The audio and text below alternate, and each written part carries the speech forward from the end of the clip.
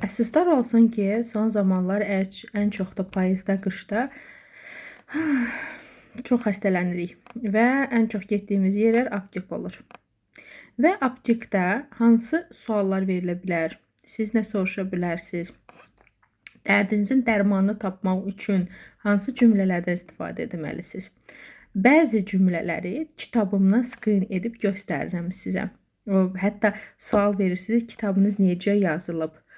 Azərbaycan dilində də varmı? Mən oxuya biləcəmmi? Gördüyünüz kimi oxuya biləcəksiniz və fərq eləmir, təhsiliniz var, yoxdur, rahat oxuya bilirsiniz, yoxsa yox, rus hərflərini tanıyırsınız, yox.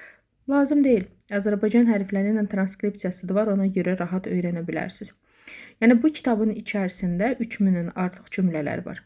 Bu o da deməkdir ki, siz kurssuz müəllimsiz, rahat özünüz məşğul olaraq, mütəmadi olaraq tənbəlliyinizi, bəhanələrinizi kənara atsaz, rus dilində B1, B2 səviyyəsində danışa bilərsiniz.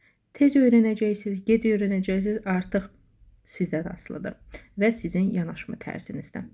Əldə etmək üçün sadəcə aşağıdakı məlumatı oxuyun, həmən nömrə ilə əlaqə saxlayın. Uğurlar hər birinizə.